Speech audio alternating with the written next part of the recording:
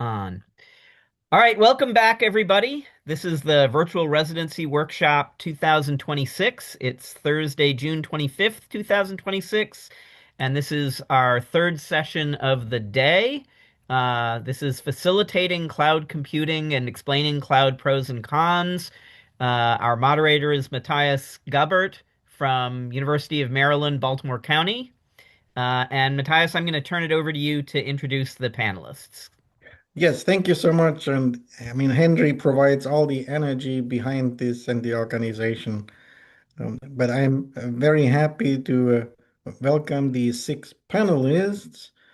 And why don't you go around yourself to introduce yourself a little and what your latest exciting news might be.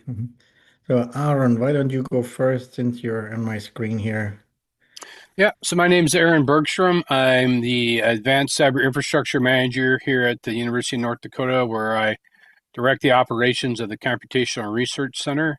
And I also have a virtual reality lab that's part of the center. So we work a little bit with everything when it comes to research computing.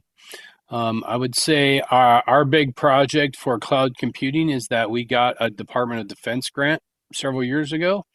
And then one of the requirements of the grant was to implement our computing infrastructure inside a commercial cloud environment so that the government could take it over and, pay for it and adopt it on its own outside of our ecosystem. So that's kind of how we got involved in cloud computing in a commercial level. Well, that's certainly exciting. Now, then the next person on my screen is Ken Taylor. Hi, I'm Ken Taylor. I'm the cloud architect for tech services at the University of Illinois. We offer Azure, AWS, and Google Cloud. And our exciting project is we're in the process of getting certification for our Azure GCC High Enclave for any contracts that involve CUI. Look at that. Yeah, exciting. Then we have Kyle Monahan. Hi, great to meet you all. I'm Kyle Monahan. I'm a manager of data science services and research technology at Tufts University. My team supports a variety of research workflows that our faculty use across our schools. We also maintain and support our secure data enclave, which is our NIST 171 compliant environment for QE or controlled unclassified information. So similar to our other panelists there. Great to be here with you all. Wonderful. Yeah, great to have you. And then we have John Hassel. So yes, I'm at the University of Oklahoma Polytechnic Institute. So I'm an associate professor there, and I actually teach a senior level course on cloud computing centered around Azure and AWS certifications. Well, that's certainly a new mention because yeah, the educational part needs to be considered to have people use it effectively. Now then we have Bob Freeman. Greetings. My name is Bob Freeman. I am the Senior Research Computing Facilitator here at Harvard University and University Research Computing. We operate up a NIST 800-171 compliant environment for our regulated data for researchers here across the university, and we're in AWS. And so I'm thrilled to be on the panel here. Thank you for having me. Yeah, of course. Thanks for coming. And last but by no means least, we have Dacian Rees-Strampton, and I hope I pronounced it right. You Please did. say it. That's very good. I'm very surprised. Yes. Hello, everyone. My name is Dacian Rees-Stremcan. I work with George Washington University as a cyber infrastructure specialist. We have a HPC on-prem, and also we do some cloud workloads for our researchers. A big fun project is HPC bursting into AWS. We mainly use AWS for our environment, but we are looking to extend our on-prem HPC cluster to run workloads in the cloud, just as a part of, another queue. Um, thank you. Yeah, thank you. Wonderful. And I'm glad I didn't butcher it. I'm a little intimidated by the Dutch one. Uh, now, we have 75 minutes, and I think the audience is very welcome to to ask questions anytime. And I will watch the uh, chat to call it out maybe. So if you want to ask questions in the chat in writing, you can do that. Or you can probably raise your hand and we'll get you from there. Um, Now with that, let's start with some question that we might want to start with. Uh, so when a researcher first wants to use cloud computing, how much experience do people usually have when they get in touch with you? And is there a broad range, and how do you accommodate that range?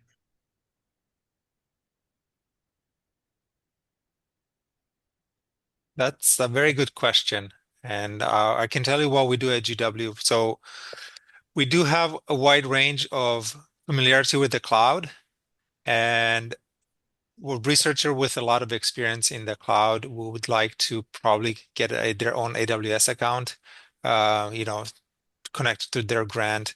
And for that, we use AWS organizations where we can use the GW, their university identity to connect to their cloud account, and then we can use roles to give them access to the services they need.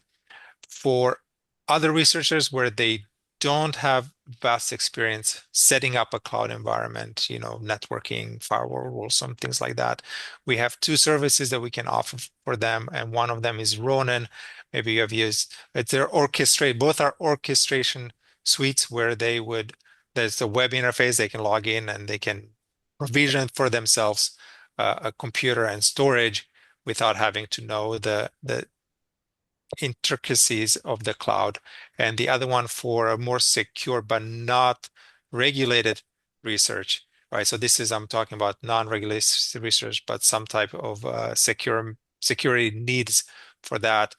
We have Research Gateway, where there's a workflow for data egress and ingress into the environment.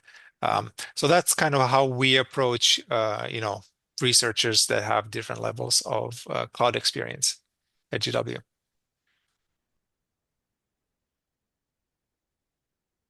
Anybody else with thoughts? Yeah, I can add to that. I think at Tufts it's very similar. We have a lot of faculty maybe who are working with regulated data and they might have had a change to their data use agreement where now they have to bring it into a more secure environment, right? And so they might be coming from our HPC environment or from some other environment that they might be using within their department, and they're required to bring it in. So we see a lot of those new users, some of which know the cloud and have used it in other contexts, many of which do not.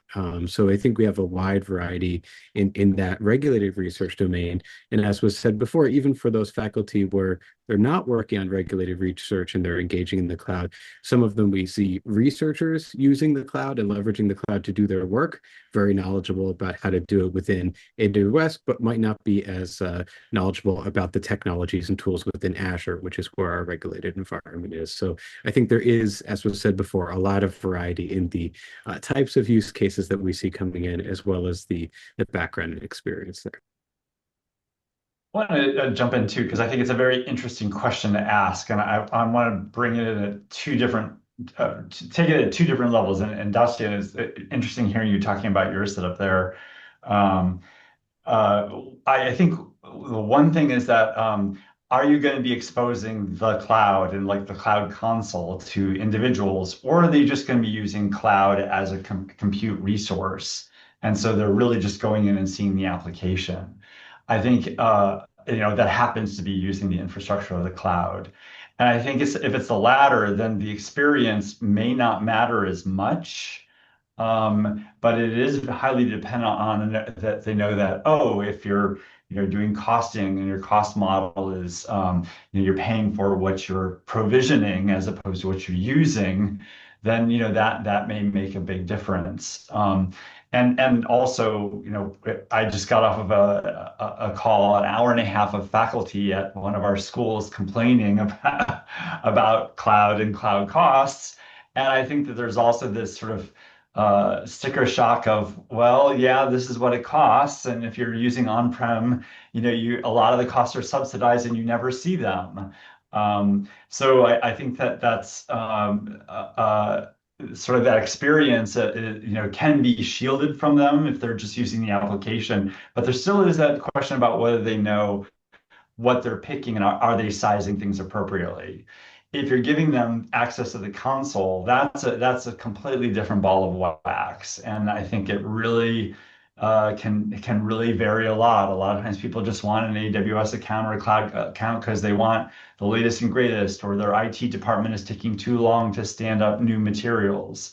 But I think it can vary a lot, and across the schools here at Harvard, the safety nets vary a lot as well, so it can be difficult. Yeah. Bob, oh yeah, Yep. and Bob, how did you get to do our job? All the Yeah, same things. I tell you. Just to go back to when we provision them, they're talking about safety nets and provision AWS Yeah. accounts. We, as a group, as a IT for research, in this case, we manage that account for them. We give them console access, but we give them a limited set we limit to what AWS services in this case they have access to. We would probably give them all EC2 range. We won't limit, can use only this type of, computer type, but we would say, if you don't need database, right? If you don't need database, then we're not going to give you that service. If you don't need block storage, we're not going to give you that service. Or if you do need it, let us know and we can enable that for you. So we have these stuff knobs for the AWS console that we can tweak and make sure that they have access only to what they need. And for the one more thing for the less experienced, those are budget based. So they would say, oh, I need a project. I have this much money. So we would create a project within those orchestration or platforms where we set a budget. And then as the AWS resource, or the cloud resources are being used, they will take away from their budget, or it shows how much they spend from their budget. And most of them, when they reach that budget frame, then budget limit, then the project would stop. The resources are not deleted, so they will still incur some costs for storage, but the VMs are not running. So that's a very good approach on that. So We make take sure a that they don't more, run. yeah, we take a more hands-off approach. You can automatically go to a form, fill out all your information, you get an account created for, a couple of minutes, and you can log in. We do limit certain aspects of what you can do, but those are more administrative level. So people can create whatever they want, and that's good and bad. I think that the capital expenditure versus pay as you go is still a big hurdle for people to get over. It's hard to explain that to folks that who aren't even doing the research, but who are on the financial side saying, wait a minute, I'm going to get a bill every month. I thought I could just spend this $10,000 and be done. And I don't have to hear from you guys ever again. The experience level is from novice to experience. We try to find grad students to fill in those gaps for people, and we've been pretty successful doing that. But really, shifting the mindset from typically a very large batch-oriented process to a more serverless environment that only runs when you need it takes a little doing. help them point out serverless databases versus dedicated databases. And then when they see the cost differential, they are very pleased. So if you can get in that early phase and make recommendations, that's really helpful.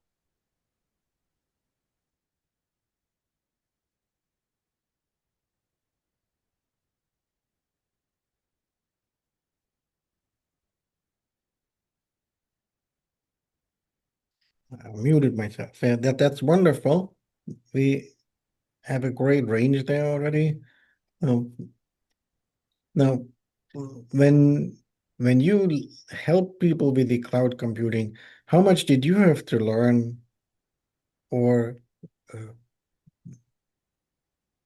how much did you know already when you started to help other people?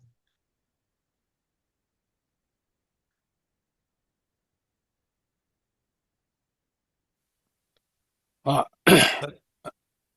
I'll start here. So I actually haven't learned anything. Um, I got lucky and we hired a software engineer who had been in industry and had worked quite a bit with cloud services.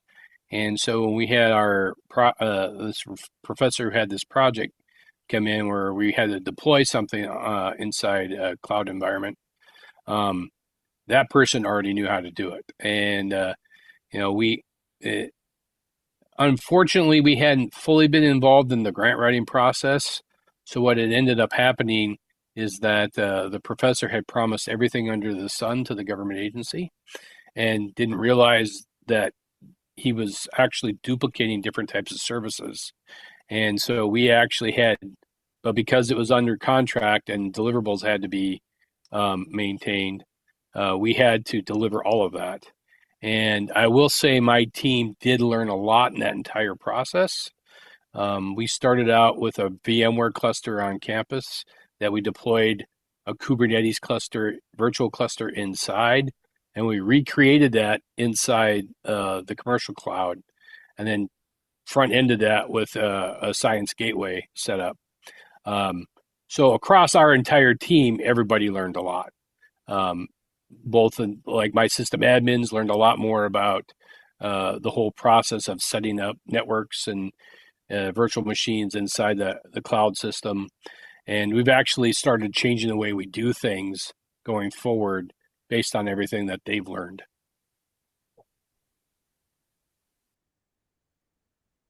Yeah, a hire at the right moment is definitely a great answer to any of these problems.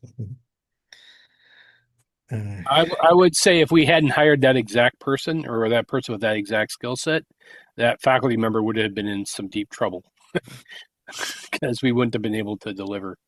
yeah, I mean, I know the brinksmanship from the faculty, and of course, what can happen is that you have a person, everything is beautiful, but then the person leaves. So I have seen system administration fall apart when a crucial person left the organization. Mm. But so what is other people's experience? I mean, do you feel comfortable with everything yourself, or are you able to rely on other people for the details? And Well, I also come from a commercial background and have been doing cloud since 2009. So I was essentially brought in to help the university migrate to the cloud. mm, And we've had some successes in taking various you know jobs that have to be running all the time and migrating them over. And a lot of departments have adopted the cloud already, and they have their own staff, helping with that development. Um, from our standpoint, it's mostly getting the researchers started. And so we have office hours. They can come and ask questions. They can open tickets. And we also have support from the cloud vendors. And so we can typically refer them to that, and they can work on getting those prototypes up and running.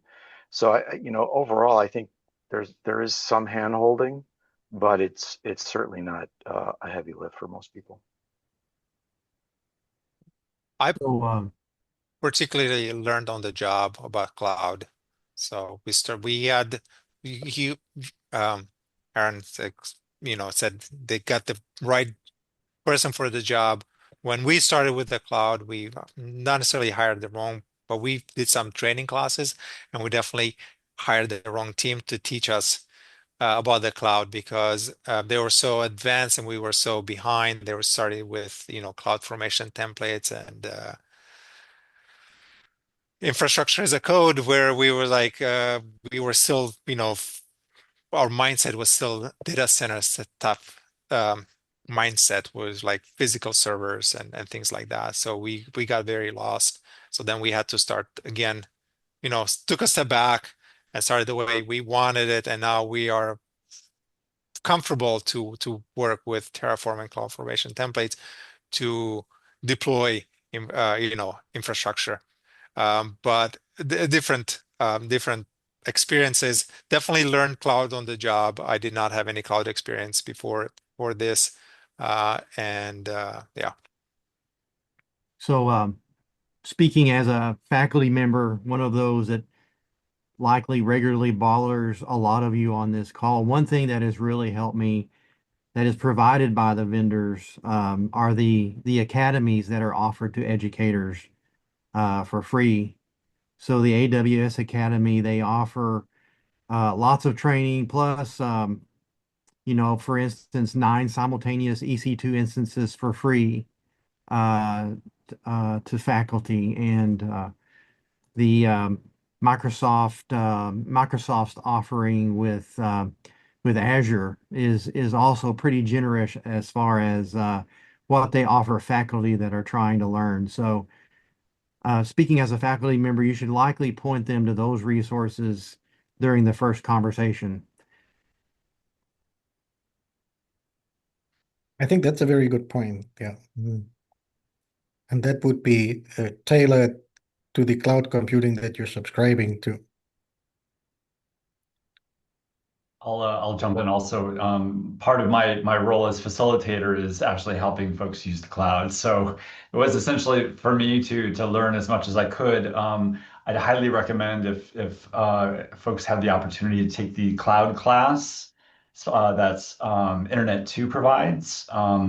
It's like drinking from a fire hose, but you do get to learn all three major cloud providers on how to work in those different environments, and there are workshops there as well. So, John, great hearing about the resources that you were mentioning. I'm going to have to actually mention that to some of the others that I work with. And I'd just say that most helpful items, I think, has really just been, rolling up your sleeves and doing some of the work yourself, especially if you're doing work in the console or working with items in the console. But really, sort of getting comfortable with a lot of the researcher facing type of tools that they would encounter. And I remember talking to the AWS folks that had a really nice slide of here are the research facing services that you could be using, and it was a really nice sort of soup to nuts of standard EC2 stuff to containers, Kubernetes, et cetera, that gave a nice real sort of portfolio of things. And so going in and playing with those was really helpful.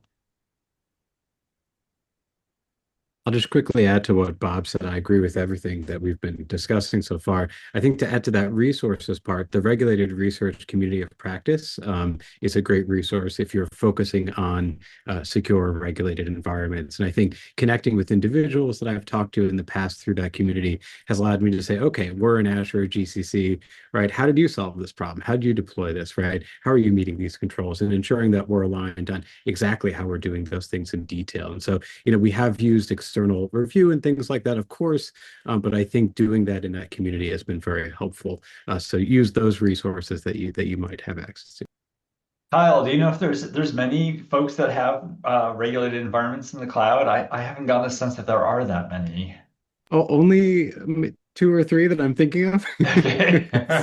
So not many. I think a lot of Yeah, people are yeah, aspirational towards it, but few that yeah, actually have operational environments now.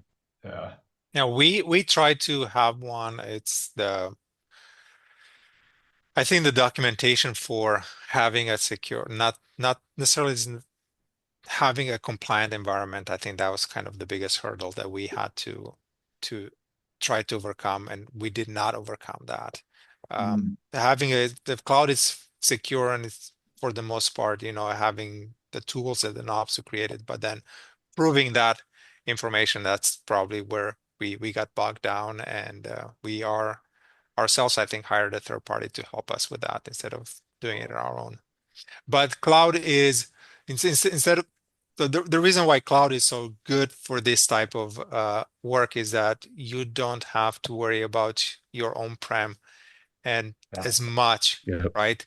And it's just very stringent it's a lot of work to do that to your on-prem, and cloud can be very nimble from that point of view to create these secure enclaves.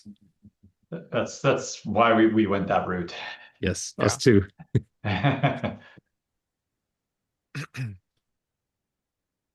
Yeah, that's a good point there. I mean, my campus still has cloud as well as actual hardware simultaneously. Um, So not to be too much of a fanboy to the AWS Academy offering and Microsoft Learn for Educator offering, they offer sandbox cloud options that are also obviously separate from the university's cloud offering. So it's, very independent of the university, so as a sandbox, and it's free. So Yeah, it's a great point, John. I appreciate you bringing that up, and thanks for adding that. I'm also an instructor in data science, and I use that with my students, and it is excellent, right? I think the fact that it is a separate environment and they have to learn about what the environment is, how it's spun up in the cloud, that really adds to their educational outcomes as well, from my experience, because it separates them from something that's owned by our university that we've set up that we've made it a little easier for them to access. So it's a great point, and I completely agree with that. yeah, that is an interesting aspect of the education angle. So does each of your institutions have actual degrees in data science or certificates in cloud computing? What kind of things do you have, and who's running those programs?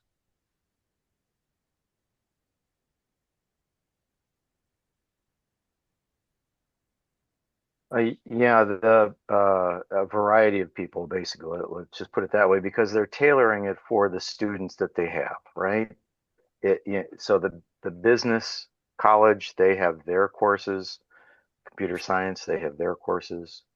Um, and then we also have the iSchool, the information school, and uh, they do a lot of very general machine learning, natural language processing, other types of courses for data analytics.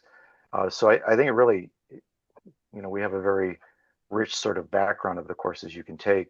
Whether you can actually get into the course is the other question, because they're becoming very popular. So we actually wrap up industry certifications as part of the points offered in order to get a particular grade. So we integrate the industry certifications as part of our coursework.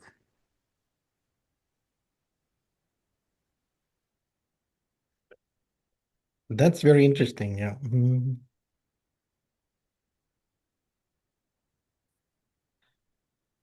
Any other faculty? I mean, do you have departments that lead it?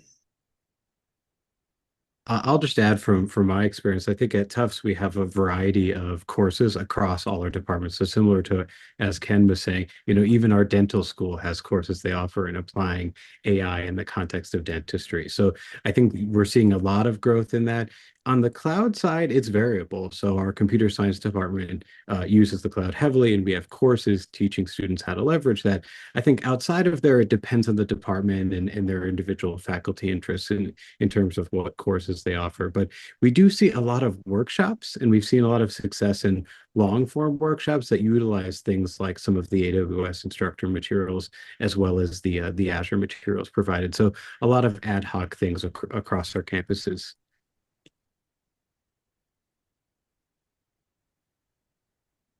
So Victoria in the chat asked, do you have more examples of industry certifications? And is that something that helps people get jobs?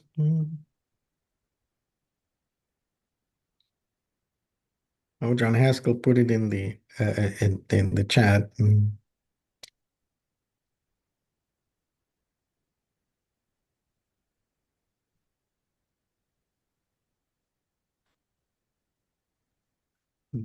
So Uh, so I put down AWS and Microsoft's.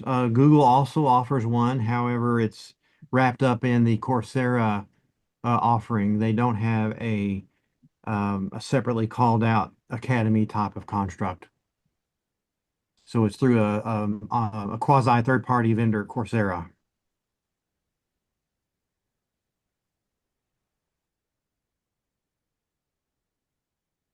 no. Yeah. Do you have another great success for a story to share, maybe? Like where you facilitated a researcher's use of cloud computing and it ended up particularly well.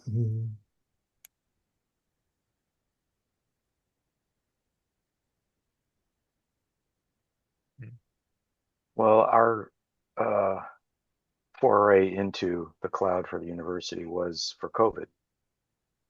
And we were processing all of the COVID tests on campus in the cloud. We ended up processing about 2.8 million COVID tests. What was really great, because we were using serverless for the entire operation, was each COVID test cost 1/4 of 1 penny of compute time to actually process it.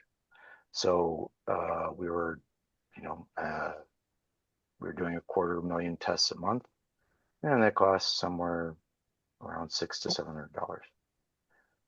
And so, yeah, we're being very flexible. We can scale up whenever, we can scale down automatically. And the bill was not breaking the bank. So that was great.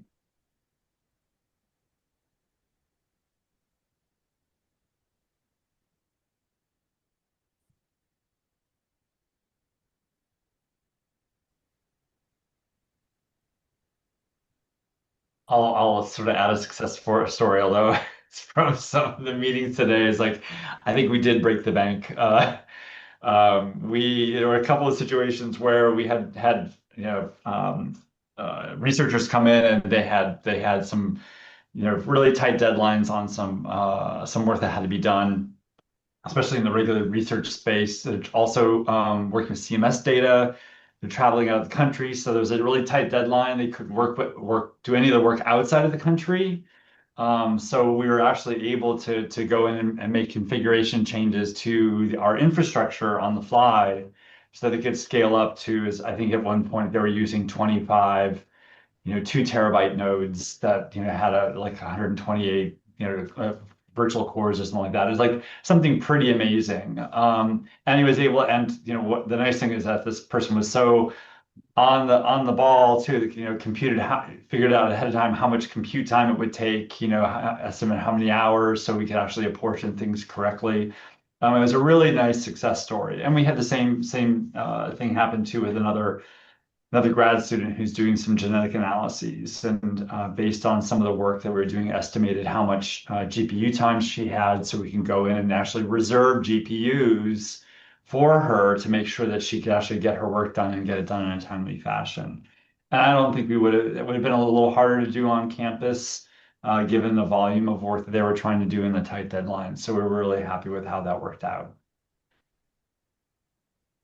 Yeah, similarly, your story reminded me of another um, success story here at GW where um, one actually was a physician in this in the medical faculty associates here, which it's a clinician and a teacher at the same time, and was doing research.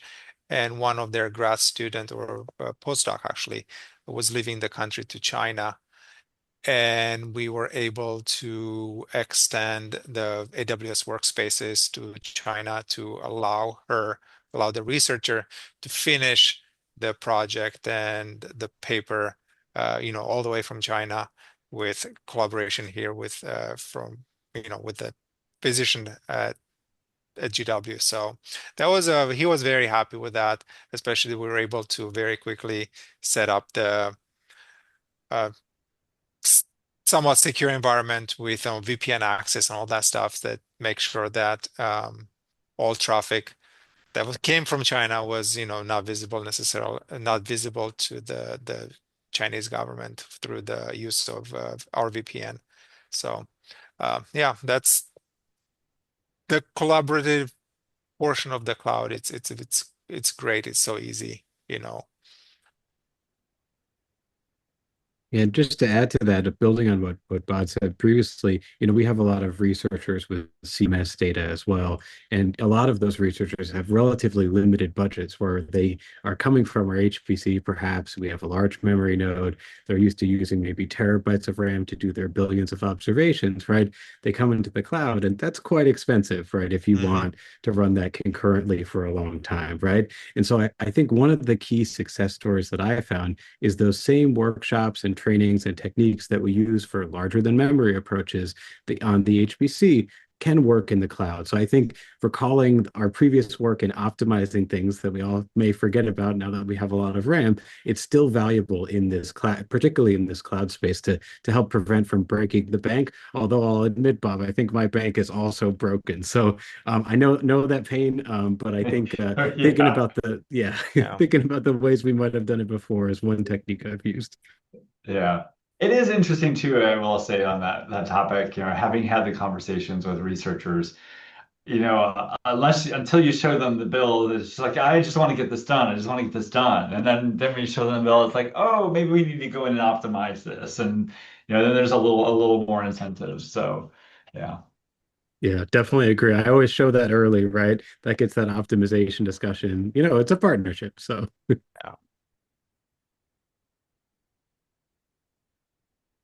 I'm on the research side of the GW Information Technology Department, but we have our sister department, which deals with the academic and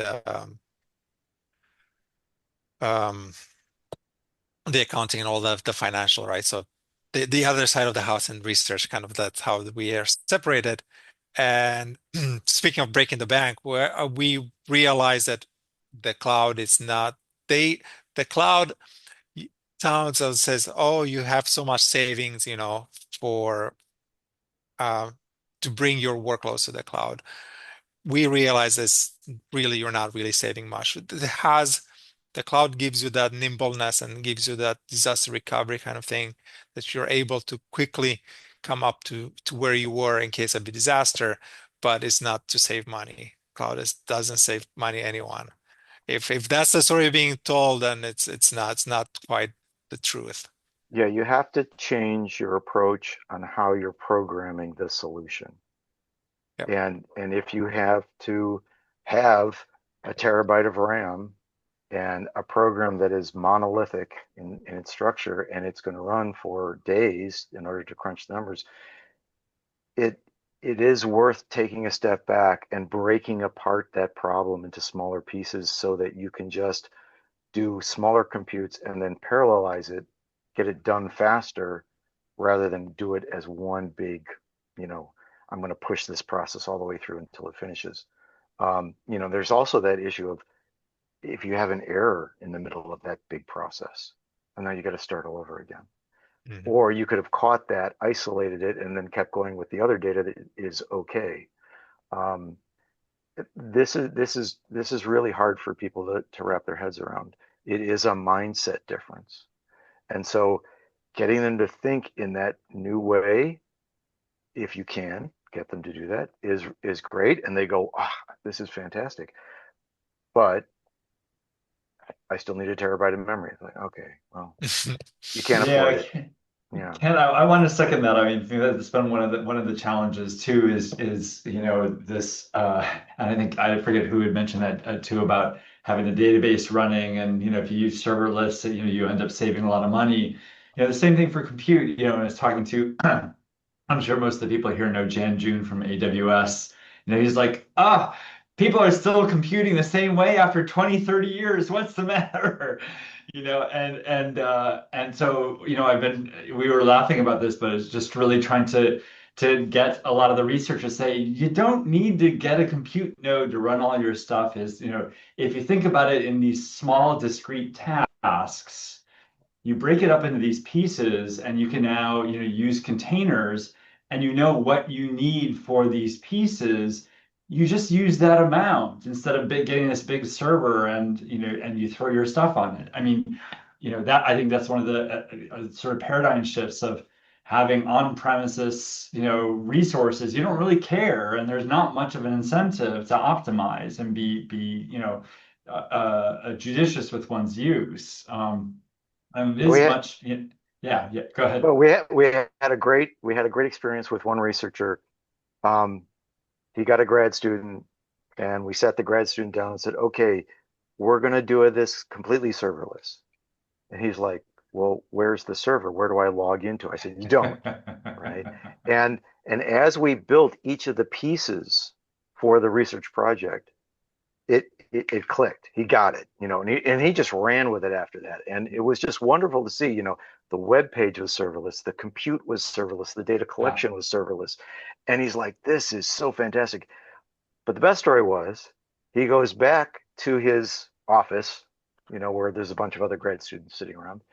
And he goes, "I'm working on this really cool project and we're doing everything serverless." And everybody turned to him and said, "How can you do that serverlessly?" And so he started telling them and he advocated to them. And so you're like, you have to get started someplace just so you get someone who can spread the word that this can really save you a lot of money. Absolutely.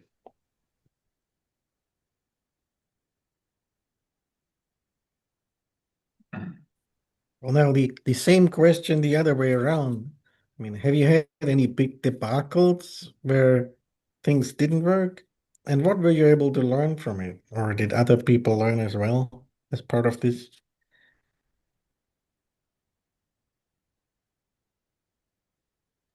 Well, as I mentioned, we've had, people leave the machines running. And, we always caution them, when you're done, turn it off. And if they don't, we end up with these big bills and we have to go back and beg forgiveness from the vendors and say, "Look, this was an accident, blah, blah, blah." And they kind of hem and haw and they might give you a break or not. Um, it, it's nice, however, to see the evolution that now you can actually create machines that have automatic stops in them. So you can turn Mm. on those rules. You can have billing rules that turn on and say, "Hey, I'm going to stop all your compute now."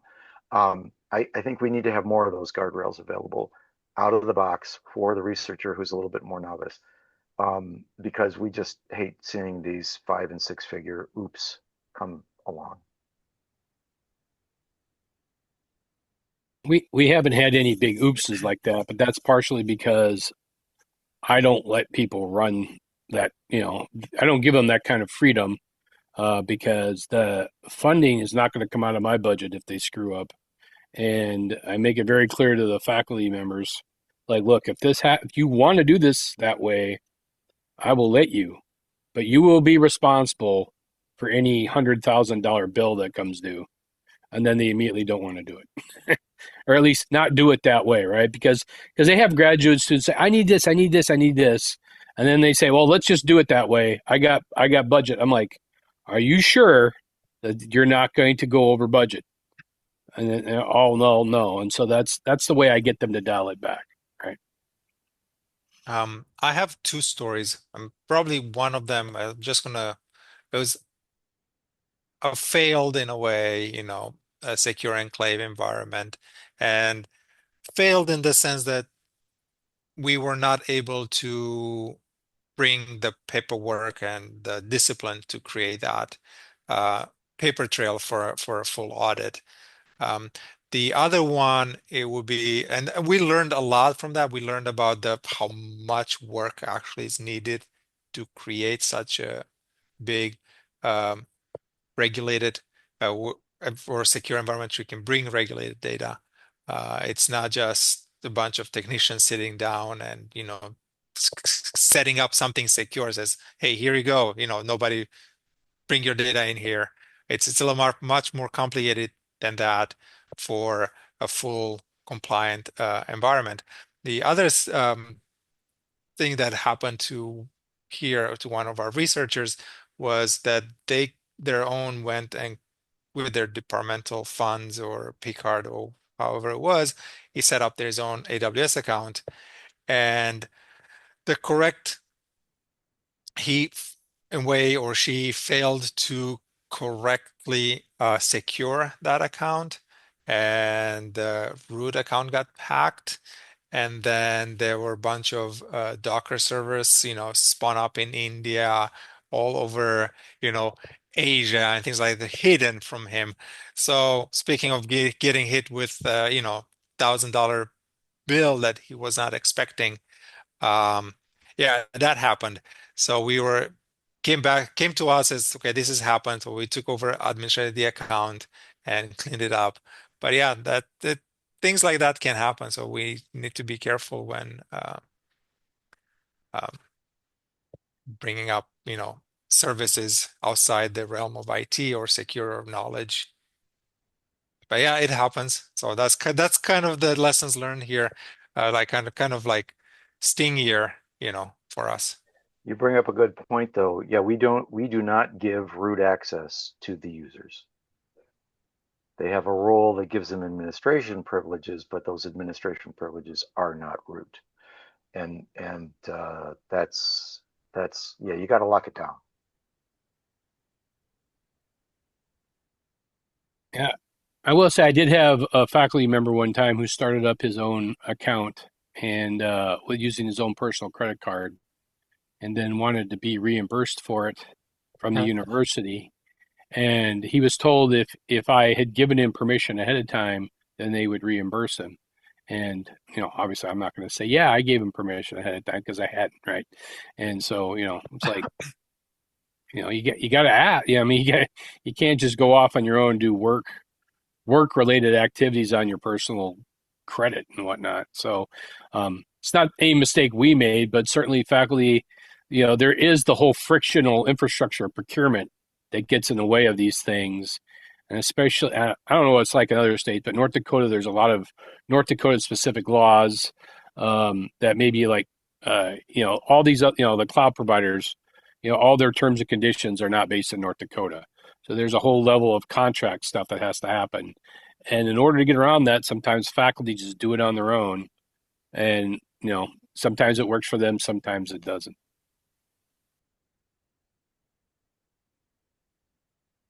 I guess that's a surprise. I didn't expect people to use their own credit card. Well, they will do a proof of concept, and what happens, a lot of these cloud providers, I think, will give you, free tier.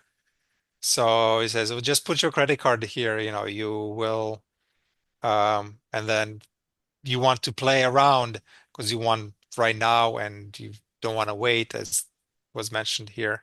You don't want to go through the process of getting the account set up because probably don't have time or it takes too long. So the free tier is very easy to say, oh, I just put my credit card and then I'm going to cancel it, when it comes time. But sometimes you could, or someone could bring stuff outside of the free tier and then incur cost or forget about it. I will say too, I feel like it's nice that the cloud providers are helpful and they helpful to onboarding and all that. But I also have found that sometimes faculty assume that they're working in the faculty person's best interests. And I have to remind them they're working in the best interests of the company. So yes, they have a solution for you, but the reason why they're willing to put all that effort in for free is they are expecting you to use their service a lot. And if you do use that service a lot, instead of like on-campus resources, it's going to cost you a lot. And I'm constantly reminding faculty members of that, right? Because and I have I get pushback like, well, let's just talk to them. I'm like, their job is to move us down that road, and just talking to them means that a week from now they'll come back and say, hey, we've had that conversation last week and made a lot of progress. Why don't we have another conversation and move things forward? And I have and so once I put my foot down, so I'm not having that meeting because I know where it's going. And So I'm constantly reminding faculty that those are for-profit businesses that want to make a lot of money off of you, and so that's an issue too.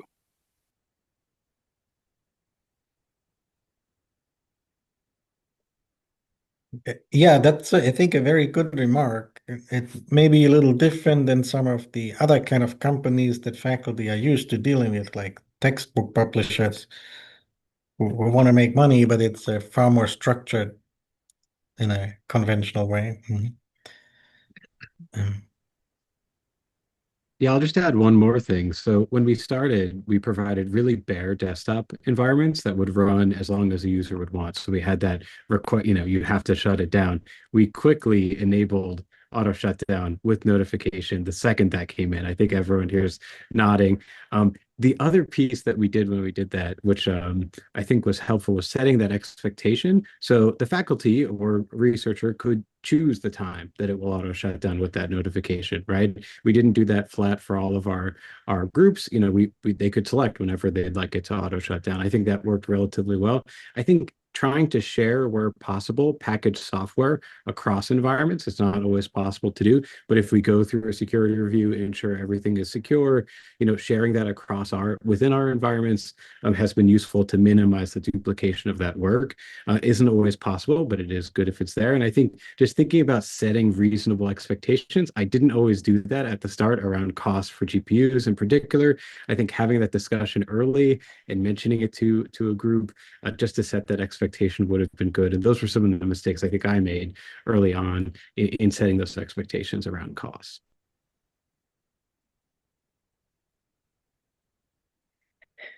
yeah, it all comes back to costs. Uh, are you seeing much pressure from your administrations on this?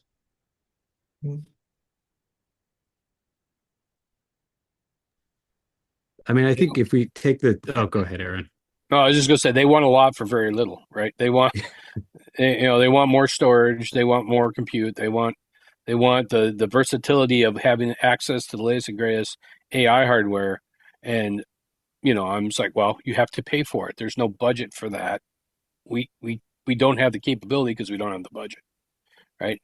I will say from the state level, the state legislature, they're constantly asking the universities, why aren't you straight? Why, we've heard all this cost savings with using the cloud. Why aren't you using the cloud, right? And they think state legislature thinks if we just transition to the cloud, there's going to be no need to come up with the additional like compute research funds that we've been asking for, right? So there's a bunch of education, you know, going up that outside of the university as well. Yeah, it's funny because the cloud providers, they're doing their education on their side. It's like, oh, all these savings, come our way, and then the people, researchers, faculty or state legislators come and say, well, we hear that there are great savings to the cloud, where there's sometimes it's not quite the correct story. So we need to Yeah, I would educate them just, too. Yeah, yeah. but Also not to add to your headaches, but as a faculty member, we will be increasingly asking you for more tokens. That's coming. Excellent point, John. I'm so glad you're here. We're thinking about that right now at Tufts, actually. But I would say, we're seeing a lot of pressure not from our institution, but around governmental agencies on faculty. So if you think about the recent changes at NIH for Yeah, dbGaP data, right? Those didn't yeah. come with an associated change to the grants, and they came very quickly. So from my discussions with faculty, I'm seeing a lot of pressure from regulatory agencies, from NIH, from NSF, bring a lot of things into that NIST 171 umbrella, but not changes in the grant funding or even extensions. So this is a real challenge for a lot of faculty. And that was a conversation we've been having the last week or so, and in fact the hour and a half one today. I mean, this very clear that the faculty members, like, I can't ask for $200,000 for cloud funds for one paper. Like, they would laugh me out of my position. So what am I going to do on how to manage this? And those are very, very good questions. We spent a lot of time talking about using the cloud resources. Some of them get it. Some of them still haven't quite made it there about, what this means. You're actually seeing actual costs, for the usage of this. That includes, if you're using on-premise resources, there's a lot of hidden costs that you never have to pay for and are paid for by the schools, or funded by the schools. And so, you don't have that in this situation. On the other hand, there are a lot of cost savings opportunities. We've been going through that with a number of our faculty too. Is like, okay, it's not sensible for you to be using on-demand instances because you're paying the highest price. If you're going to be doing this compute and you can estimate it, we can actually get a reservation or a savings plan so that you will be paying a fraction of what the on-demand price is. You can't get a GPU. Oh, I'm really sorry, but everybody else wants them too, and you're competing with everybody else, in the U.S. and the world for that. And funny story, we couldn't get them, and we asked our AWS folks, and they're like, "Oh yes, there's 5 of those left on the whole East Coast." So, it's like I had to remind people that's, unless you want to pay for it in advance, you're competing with everybody else in the market for that. And then also, your storage. You know, things don't need to be on S3, on demand or the top tier. Put it on intelligent tiering. If you're not touching it, let it go to lower cost storage. And worse yet is don't walk through your file system every single day for your scans. Like change your compute patterns, and so you use doing something that actually will leverage the cloud capabilities and not do what you've done because you had access to nearly free resources and someone else has been paying for all the infrastructure costs in the past. So it really is a very different mindset and shift in paradigm of thinking that I don't think many of them have really wrapped their arms around. Question is, should they? I go back and forth on that. It's one of your tools. You should know your tools. This is a research tool. It's not your laptop. So, you do need to take some time and responsibility on this, as well. So, so that you can actually be, smartly and effectively use these tools. Yeah, I just want to add, I agreed with so much of that, Bob. We should catch up after this if you have time someday, because I have some of those exact same conversations. I think Yeah. I always love to say, you may not need the cloud. Like I can provide you this service and you may need to come into it for a regulatory reason, and there may be benefits, right? Yeah. But if it's working on our HPC and you don't need to use this infrastructure, you wouldn't benefit from waiting to access a GPU, right? It may be useful to use what you already know. So I'm in the same exact boat as you.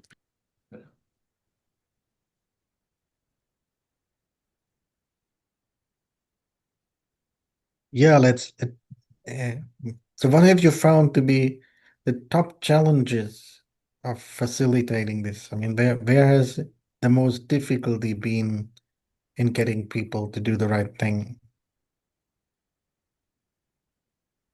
I'll lead on this one because as much as I was sort of harping on the researchers, I really love them and I've been there. So, and using the tools, I think the hardest thing is actually for some of the novice users. And I've seen that for one of the groups that we were working with. They talk about uh, so we were using Research and Engineering Studio on AWS, and so essentially it gives people we have two services. One and the other one is parallel cluster with Open On Demand.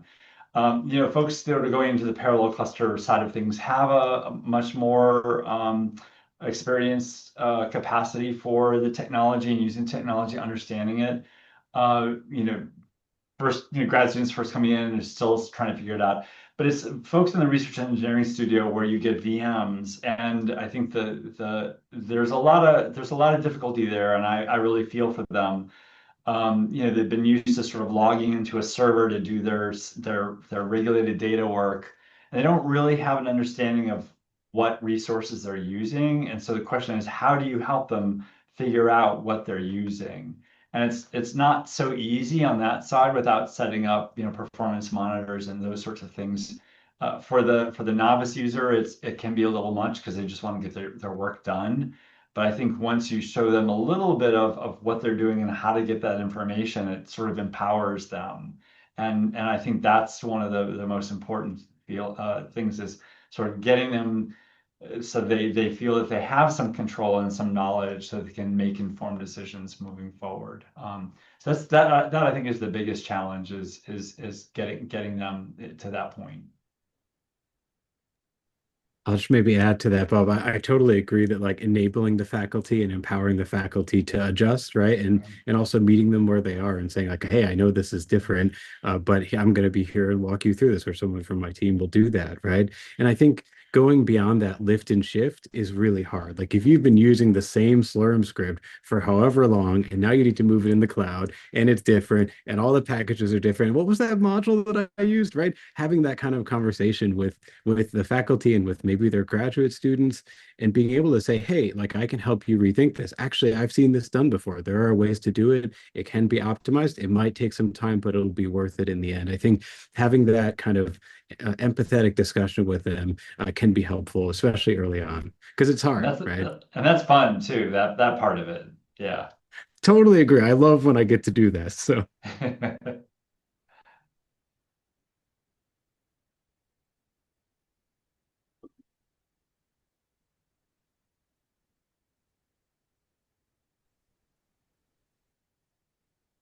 Now, how much cloud technology know-how does a researcher need to have to use the resources effectively? Does it make a difference what type of cloud they're using, such as commercial versus NSF supplied or others?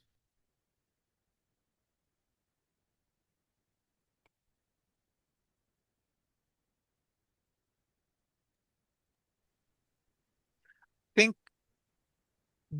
I I this is a very good question, and I don't know if it matters the type of cloud one would use, as long as I mean if there's need to be cloud, I don't think there is a difference. But I think that when it comes to how much knowledge one would need to use the cloud, I think there are tools now that people can use cloud efficiently, especially for computation of data with very little knowledge, of the cloud itself. Um, it's especially, the products coming out and, I'm not that I want to plug in, but Ronan and Relevance Lab Research Gateway are great tools for universities or other institutions to implement where they have a base of very people that don't have a lot of knowledge about cloud or how it works, especially on the research, not necessarily on the technology stuff, because the technology part will need to have cloud knowledge.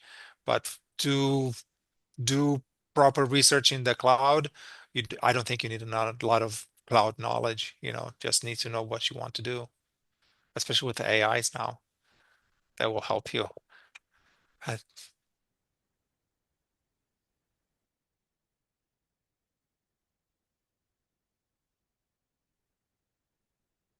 And just one more thing about the cloud, the second portion of it. We are AWS centric university. Most of our workloads are in AWS, and it just turned out to be like that.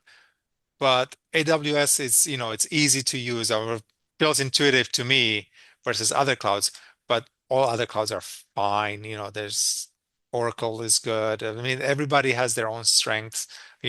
Microsoft, um, it's great on the secure side, the Azure platform, right? For a lot of people use Teams and all the other things that they run on the Microsoft cloud. So every cloud has their own strengths. Use whatever works for you. Well, that's a good point to say this. Thank you. I mean, for campuses to get started. Yeah. Does the audience have more questions? I mean, what might you want to know from our specialists here?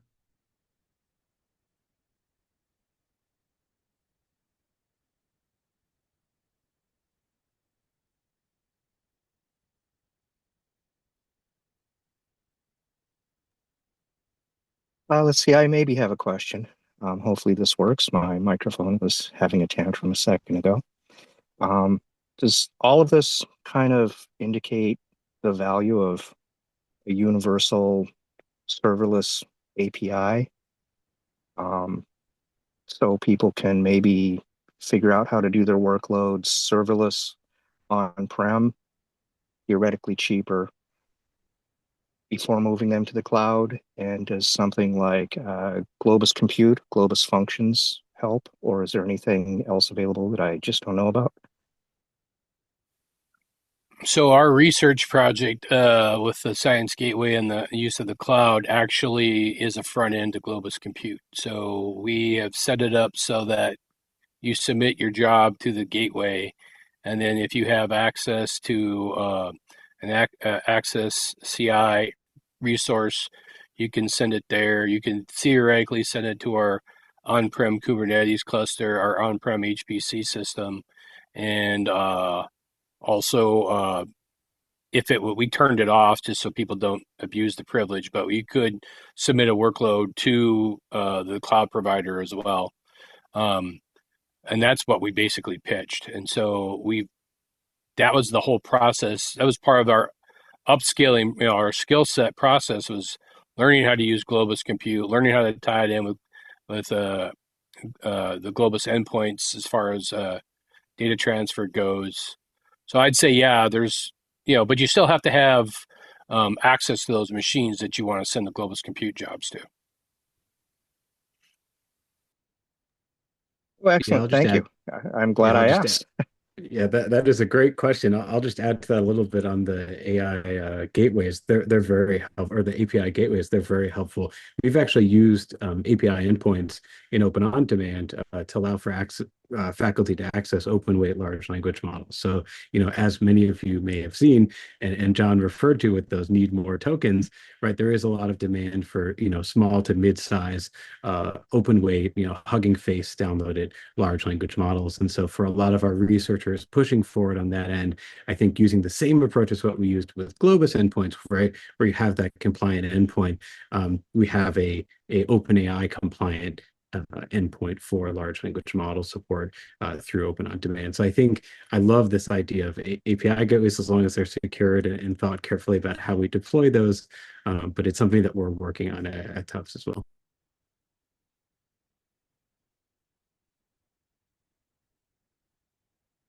Now, I think we have an interesting question in the chat. So when you had the cloud-focused computing, has anybody been able to do a cost-benefit analysis so compared to an on-premise cluster? And it's very difficult, I guess, but has anybody been successful? I know that Tom Cheatham at Utah had actually done some work on this, and I don't have the exact locations, but he and I talked about this quite some time ago. There's a spreadsheet that you could pull up that they had devised that would allow you to put in your electricity costs, your cooling costs, like all these different things, so that you would actually get a fair comparison of what it would cost to run a particular cluster on premise versus in the cloud. Um, so that would be one place that I would suggest looking towards. We are working with AWS to kind of identify somewhat, running a GPU. We're looking at GPU in this case, a job on-prem versus on cloud. Again, probably we won't take those costs, electricity and cooling, because those are institutional costs. We'll pay them anyway, in a way. When we did a very rough analysis on that, taking how many nodes, the type of nodes we have on our HPC on-prem, and then running a similar hardware in the cloud or type of computing in the cloud, our calculation was about 3 times as much in the cloud. But again, we did not take into account the cooling and the electricity that the university is paying. And in this case, we're not paying rent. This sits in our data center in our own own building, like institutional owned building. But if you were to rent space somewhere else, that would calculate also, the factor into the cost of it as well. But And yeah, I it think was that, expensive. oh, I, sorry. well, go ahead. Oh, I just want to say, and you have to remind your higher up administrators at the university. It doesn't save you on staff costs, right? I mean, it's not you still have that big expense, and if you still want to scale up, like if we want to interact with more people on campus around AI, I need more staff. And so whether it's on-prem or in the cloud, that doesn't change the staffing issues. And I think a lot of people think if it goes in the cloud, oh, well, it's easy for us to transition to that because they think that, the concept of retraining everybody is not fully grasped in that conversation. But then also just the needed people, in a rural area like ours, those skilled people are hard to come by too. I was going to say, one of the first things we always mention is don't do a lift and shift. Don't take what you're doing today and just move it to the cloud. It will be 3, 4, 5 times more expensive. And they go like, well, why? And then you have to bring up all the indirect costs that are invisible to them. And if you can grab them before they make that decision and talk to them about how you can change their process, then you get a better outcome. And they're usually slightly less. I'm not going to say they're, free. They're not, but they can be less than what you're doing. But you have to be careful. And if you get to have that conversation, great. If you don't, well, then you get the complaints. Yeah, it's too expensive. We're not going to do that. It's like, well, don't do a lift and shift. Don't run 16 machines, 16 nodes in the cloud when half of those are test units that you can turn off. Oh, okay, yeah, I don't need those test units running all the time. Well, how do I start and stop them? Nobody knows how to start and stop things because they're always on-prem.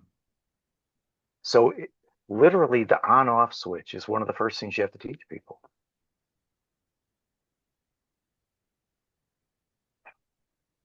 I think that was a very valuable remark. I mean, anybody else have something to add? What is the key thing that you need to tell people to get them to think right?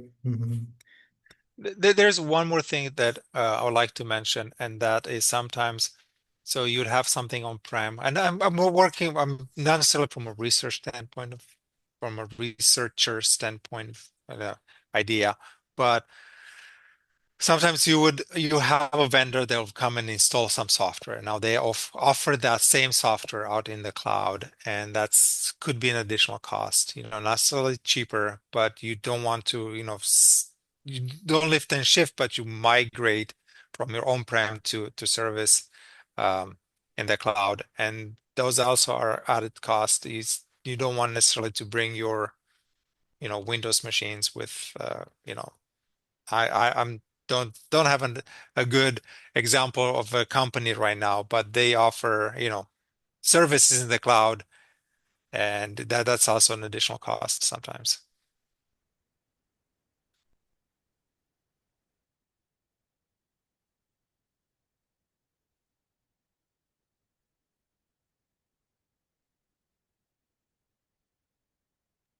Yeah, we're forced to go to the cloud because you can't just buy the stuff anymore and on a CD and install it and have that license forever. Yeah, you might be able to download it, but it's everyone is moving in this direction, and we are going to be stuck with a completely different purchasing paradigm that we haven't had for I don't know what 40 years now. So Yeah. Yeah, I love your chat entry there. Yeah, so the people with the property sticker want to put a sticker on something.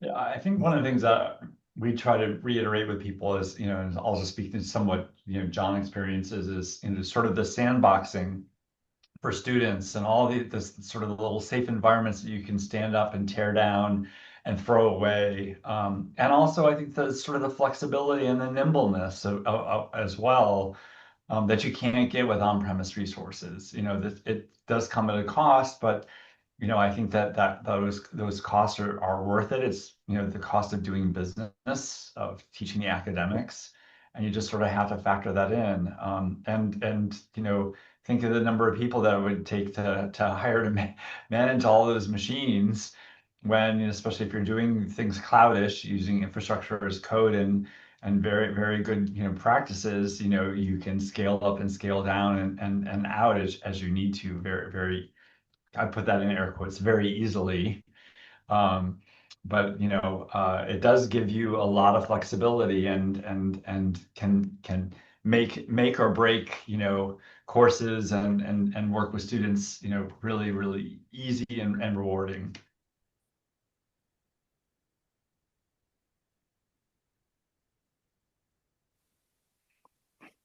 I think there are some easy wins. Everybody's talked about like a CUI type of environment, right? We have not a compute CUI environment, but just a CUI environment where people can log in and have like uh, protected like Zoom and Teams calls and things like that. And I was involved in setting that up initially, and then I handed it off to somebody else on campus. But it it did save us money to do it in the cloud because it would have cost us so much more to have the staff on hand and the compute facility to make that possible. And so, it's probably, if all the resources were in place already, yeah, it may be cheaper to have that on campus. But because we don't have that infrastructure and won't have that physical infrastructure, it made a whole lot more sense for us to outsource the CUI environment, because I assume, it's my assumption, that that company is already providing those services at scale. So you get some of the economies of scale savings in that setup for those types of environments.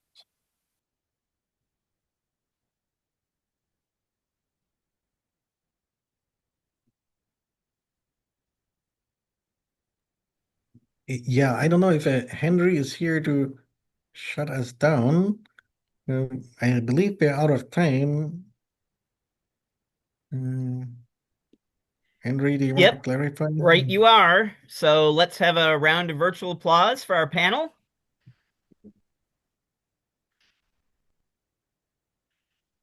Yeah, thanks everybody.